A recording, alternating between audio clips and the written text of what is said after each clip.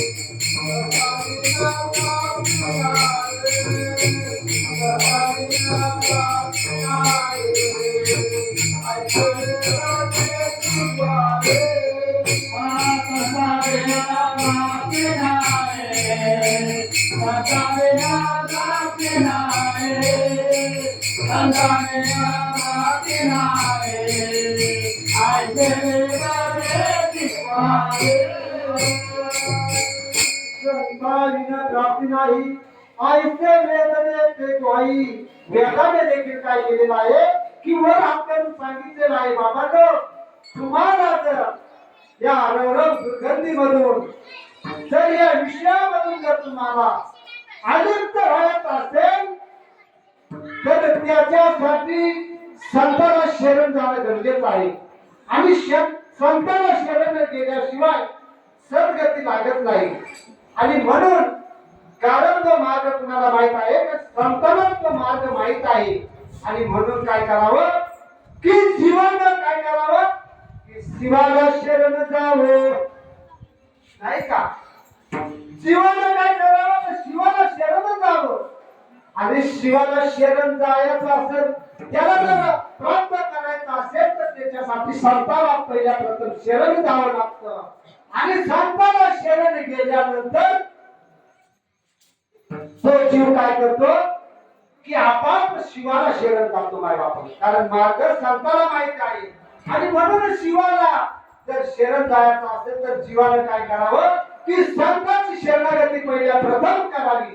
म्हणून काय सांगितलं आहे की बाबा रे तुला जर ते ज्ञान प्राप्त करायचं असेल तर त्याच्यासाठी संताची शरणागती करावी लागेल. आणि म्हणून कारण या संसारामध्ये असं की सांगितलेलं आहे भोग सांगितलेला आहे आपल्याला भोगावरती बोलायचं आहे. कारण भोग असा आहे की आपलं आयुष्य संपून जाईल तरी पण आपले भोग कधी पुरे झाले जाणार नाही कुणाच्याच पुरे होणार नाही. कारण देवादिकांना देखील काय झालेलं आहे की भोगापासून सुटका झाली नाही. देवादिकांची देखील या भोगापासून सुटका झाली नाही. तो भोग कसा आहे एखादं उदाहरण पाहू की किती भोग घ्यायचा हे काय आपल्याला आयुष्य संपूर्ण जाईल तोपर्यंत देखील कळत नाही. जर मी तुम्हाला विचारलं बाबांना जर विचारलं की भोगाचा आपण थोडक्यात करू की भोग असा आहे जर मी तुम्हाला विचारलं की बाबा बोराडे बाबा तुम्ही दररोज नित्यनेमाने बाबा किती वेळा चहा पिता एक दिवसामध्ये तुम्ही किती वेळा चहा पिता सांगा ना मला. एक वेळा पिता का दोन वेळा पिता किती वेळा पिता 3 वेळा. मग सरासरी विचार करा बरं का आपल्याला त्याच्यावरती म्हणजे थोडस उदाहरण द्यायचे की बोराडे बाबा काय म्हणतात की मी 3 वेळा चहा पितो दिवसातून 3 वेळा. तर आपण सरासरी त्यांचं 3 वेळा सोडून पण काही माणसं तर 2 वेळा अख्खा चहा पिल्या जातात नाही का 2 वेळा हातावर पितात. मग तुम्ही मला सांगा का तो जो जीव आहे तो आठवड्यामध्ये किती कप चहा पितो तर तुम्ही म्हणाल मास्तर लागला कधी विचारायचं आठवड्याला त्याचे किती कप होतात 14 मग महिन्यामध्ये किती कप होत असते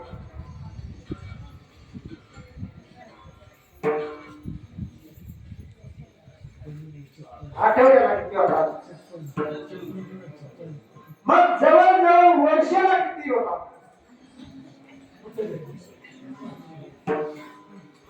वर्षाला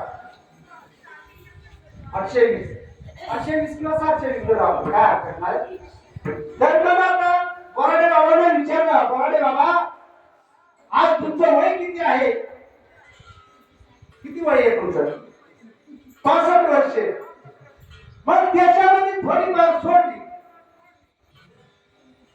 10 वर्ष सोडली 50 वर्षामध्ये तुम्ही किती कप चहा पिली असते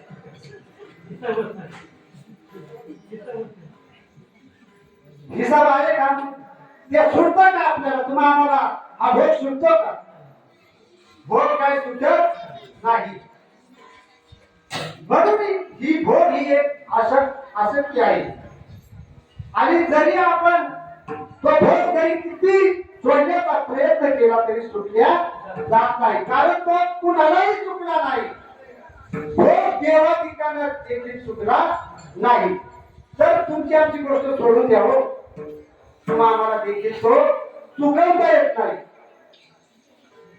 अनेकाने प्रयत्न केला इंद्र पडली भरता चंद्र झाला इंद्र पडली भरता चंद्र झाला इंद्र पडली भरता चंद्र झाला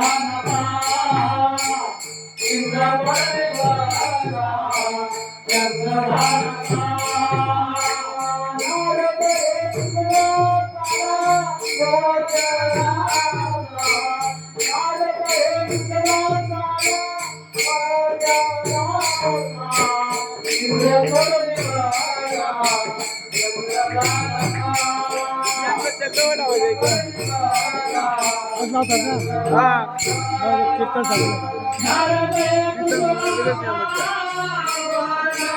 ये पण लागला काय नाही याला विना लागला नाही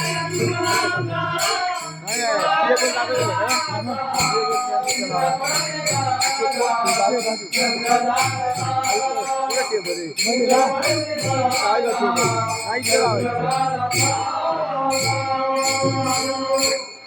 कारण स्वर्गामध्ये जरी 33 कोटी देव असले तरी कुणालाही भोग हा चुकवता आलेला नाही तुमच्या आमची गोष्ट सोडा कारण भोगापासून काय आहे की माणसाला दुःखाची प्राप्ती आहे आणि हे दुःख चुकवायचं असेल तर त्याच्यासाठी पापाचं क्षमन करायचं असेल तर त्याच्यासाठी काय करायला लागतं की भगवान परमात्म्याचं नाम साधन करावं लागतं आणि अशा प्रकारे नाम साधन करावं की जेणेकरून जरी पर्वत एवढे जरी पापाचे डोंगर असले तरी त्याचा नाश झाला जातो आणि म्हणूनच काय सांगितलेलं आहे की भोग जरी आपण कितीही पूर्ण करण्याचा प्रयत्न केला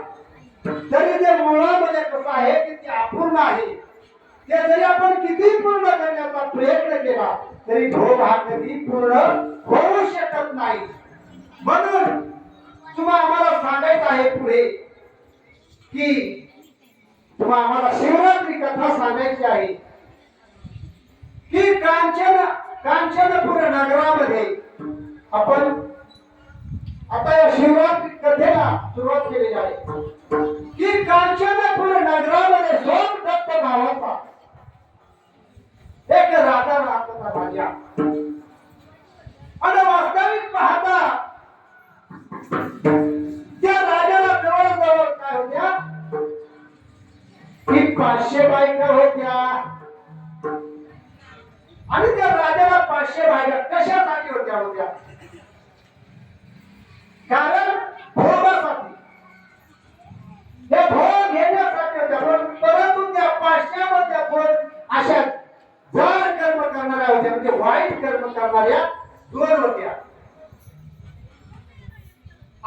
असं वाईट कर्म की आपल्या जीवनामध्ये जरी आपण पाहिलं, माणसाच्या जीवनामध्ये जरी पाहिलं गेलं तरी पण काय होतं, जरी पत्नीकडून जर पाप घडलं गेलं, पातक घडलं गेलं, तरी जीवनामध्ये सर्वस्वी काय होतं की तिचं पाप काय होतं की त्या पतीला भोगावं लागतं. नाही बापाला तिच्या पतीला भोगावं लागतं. पतीने जर पाप केलं असेल तर ते पाप पतीला भोगावं लागतं. राजानं जरी पाप केलं, प्रजानं जरी पाप केलं, प्रजाने तर ते पाप प्रजेला भोगावं लागतं. म्हणजे अशी पापाची व्याख्या सांगितलेली आहे. आणि म्हणून की जरी कोणी त्याप्रमाणे त्या सोमदत्त या राजाच्या दोन पत्न्या कशा होत्या की त्या वाईट कर्म करणाऱ्या होत्या, वाईट कर्म करणाऱ्या. आणि वाईट कर्म करीत असताना त्यांच्याकडून काय झालेलं होतं की महाभयंकर असं पाप त्या ठिकाणी झालेलं होतं. आणि असं पाप झाल्यानंतर काय झालं की त्या राजाचं, त्या राजांचं आयुष्यमान संपलं गेलं. आयुष्यमान संपल्यानंतर काय झालं की त्यांना पुन्हा पूर्व जन्मामध्ये जावं लागलं, पुढच्या जन्मामध्ये जावं लागलं. ते कशामध्ये, तर त्या दोन राण्या होत्या, त्या दोन राण्या होत्या त्या काय झाल्या की पुढच्या जन्मामध्ये त्या हरणीच्या जन्माला गेल्या.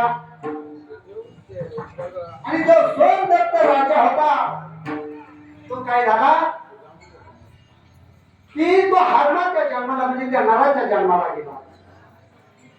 आणि पुढे मृत्यू लोकामध्ये तो जन्म त्याचा पुढे उत्पन्न झाला. आणि पुढच्या जन्मामध्ये काय झाला की त्या दोन हरणी या मृत्यू लोकांमध्ये होऊन आल्या. आणि जो सोमदत्त राजा म्हणजे त्या जाणीने त्याच्या बायकाने पाप केला होता. आणि हा राजा होता ना, हा राजा तर तो मनुष्य जन्मामध्ये आला. म्हणजे कोणाच्या नावाने आला तर चंडी ब्राह्मण, चंडी भीम, चंडी भीम नावाने तो राजा या मृत्यू लोकांमध्ये आला. आणि त्या ज्या बाया होत्या म्हणजे तिच्या पत्न्या त्या हरणीच्या रूपाने आले मृत्यू लोकांमध्ये. आणि वास्तविक पाहता हा चंड भीम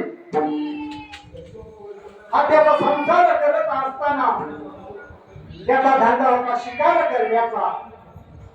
जंगलामध्ये जाणे, शिकार करणे, आपल्या बायका मुलांचं भागवणं एवढं त्याचं काम होतं. आणि अशा शिकारीवरती काय करायचा का तो स्वतःचा उदाहरणनिर्वाह त्या ठिकाणी करत असे. आणि अशा प्रकारे आपलं जे काही आयुष्यमान आहे ते तो आता निर्वाह त्याच्यावरती करायचा. आणि असा त्याचा पुण्याचा उदयाचा काळ जवळ आलेला आहे. कुणाचा, त्या चंडी भीम नावाच्या पारध्याचं. आणि असेच ती शिवरात्रीचा दिवस, शिवरात्रीची रात्र. आणि त्या दिवसाला काय झालेलं आहे की हा चंड भीम घनदाट जंगलामध्ये जातो. कशासाठी जातो तर शिकार करण्यासाठी. आपल्या मुला बाळांना त्यांचं उदरनिर्वाहासाठी शिवरात्रीच्या रात्री काय झालेलं आहे की तो चंडी भीम महाभर अशा अरण्यामध्ये गेलेला आहे. शिकारीसाठी गेला. जी काही आपली हत्यार होती ती सर्व घेऊन त्या जंगलामध्ये गेलेला आहे. दिवसभर शिकार शोधत आहे. शिकार शोधता शोधता त्याला दिवसभर देखील काय झालेला आहे की कुठल्याही प्रकारची शिकार त्याला भेटली गेलेली नाही. शेवटी की दिवस माळवण्याची वेळ आलेली आहे. दिवस माळवणीला चाललेला आहे. तरी देखील त्या भिलाला, त्या पाठ्याला शिकार सापडलेली नाही. परंतु आता घरी कसं जावं आणि घरी गेल्यानंतर बायका मुलांना सांगावं काय, हा प्रश्न त्याच्या समोर उभा राहिला माझ्या मानव. म्हणून त्याला घरी देखील जावंशी वाटना. भूक पण फार लागलेली होती आणि दिवस होता शिवरात्रीचा. आणि असं करता करता दिवस देखील माळतीला गेला. अंधार पडण्याची वेळ, अंधार पडू लागला. आता करावं काय, शिकार देखील भेटत नाही. कारण जीव हा भुकेने वेकुळ झालेला आहे. परंतु त्याला काही सुचेना. अंधार पडण्याची वेळ अंधार पडलेला आहे. परंतु याचा पाऊल काय घराकडे वळायला तयार नाही. मग शेवटी अंधार पडला. त्याला वाटलं, मग तो फिरत फिरत फिरत फिरत फिरत एका सरोवराजवळ गेला. ज्या ठिकाणी त्या जंगलामध्ये पाणी होतं अशा ठिकाणी आला तो पाणी त्या ठिकाणी पोचलेला आहे. पोचल्यानंतर त्या ठिकाणी एक फार मोठं झाड होतं. त्याला वाटलं, आणि शेजारीच काय होतं, एक पाण्याचं तळ होतं. तो पाणी त्या झाडावरती चढलेला आहे. झाडावरती चढल्यानंतर त्या झाडाला भरपूर अशी पाणी आहे. परंतु त्याला वाटत होतं की आपलं जे काही सावध आहे, रात्रीला पाणी पिण्याकरता तरी देखील येते, आल्याशिवाय राहणार नाही. परंतु वर गेल्यानंतर त्याला काही त्या झाडावर जे काही पालं होतं त्या पाल्यानं काही पुढं सरोवर दिसत नव्हतं. आल्याला बा एखादा जो काही प्राणी आहे तो देखील त्याला दिसत नव्हता. त्या वेळेला काय केलं की तो त्या झाडावरची जी काही पानं होत्या, फांद्या होत्या, तो काय करू लागला की एक फांदी तोडून तो काय करू लागला, तो त्या झाडावर खाली टाकलं. ते झाड होतं कशात होतं, ते मोठं बिल्व वृक्ष होतं. बिल्व वृक्ष ते बेलाचं झाड होतं. माझ्या नकळत काय झालेलं आहे की त्या बिल्व वृक्षाखाली एक भोलेनाथाची पिंड होती, शंकराची पिंड होती, पूर्वीची पिंड होती, गुप्त पिंड होती. आणि अशा प्रकारे काय झालेलं आहे की तो एक पान काय करत आहे, तो खाली टाकत आहे. असा जवळजवळ पहिला प्रहार जवळजवळ केलेला आहे. आणि पहिला प्रहार केल्यानंतर दुसऱ्या प्रहाराला त्याला थोडस दिसायला लागलेला आहे समोर. आणि पहिला प्रहार केला आणि पहिला प्रहार केल्यानंतर एक हरिण त्या ठिकाणी पाणी पिण्यासाठी आलं. आता या भिल्ल्याला फार आनंद झाला. आता आपल्याला शिकार आलेली आहे. मग त्या भिलाने काय केलं गेलं की ताबडतोब आपल्या भात्यामध्ये असलेला बाण काढलेला आहे आणि त्या हाडावरती रोखलेला आहे. रोखल्यानंतर त्या हाडाला देखील काहीतरी विषाला भेटला गेला. त्याला कुठल्या प्रकारची तरी चालून लागली. झालं काय की त्या हरणाच्या मुखामधून मनुष्यवाणी प्रमाणे आवाज झाला की त्या हरणाच्या मुखामधून असा आवाज निघाला, थांब बाती, तू मला मारू नको. आणि असा आवाज निघाल्यानंतर त्या बाध्याला आश्चर्यचकित वाटलं गेलं. अरे हे काय प्रकार आहे, हा तर हरिण आहे. आणि याच्या वाणीमधून मनुष्यवाणीने आवाज निघत आहे. मनुष्यवाणीने काय झालेलं आहे की आवाज निघत आहे. आणि अशा प्रकारे काय झाला का पाणी पिण्याच्या नादामध्ये तो हरिण काय झालेला आहे की त्या जे काही जाळं लावलेलं होतं त्या जाळ्यामध्ये अडकलं गेलं. अडकलं गेल्यानंतर देखील काय होते का त्याच्या दोन पत्नी आहेत त्या मायबापाला. त्यांना देखील ताण लागली. दोन पत्न्या आणि दोन मुलं होती. आणि जी काही थोरली पत्नी होती ती आपल्या पतीच्या शोधासाठी आली. शोधासाठी येता येता ती देखील काय झाली की ती सरोवरापाशी आलेली आहे. सरोवरापाशी आल्यानंतर तिने आपल्या पतीच्या जाळ्यामध्ये पडल्याचा पाहिल्यानंतर तिला खूप असं दुःख झालं, असहाय्य दुःख झालं. आता तिला वाटत होतं की आपला पती आता या संकटामधून काय वाचणार नाही, म्हणून तिला असहाय्य असं दुःख होऊ लागलं. ती अनेक प्रकारे असा शोध करू लागली, विलाप करू लागली. आणि तेवढ्या त्या हरणीच्या वाणीमधून देखील मनुष्य आवाज झाला की पारधी दादा तुम्ही काय करा की माझा जो पती आहे तो तर पाण्याने वेपून झालेला आहे आणि त्याला तर पाणी मिळालं नाही, पाणीही मिळालं नाही. परंतु तुम्ही काय करा का तुम्हाला जर मारायचं असेल तर काही हरकत नाही माझी, परंतु कमीत कमी त्याला पाणी तरी पिऊ द्या.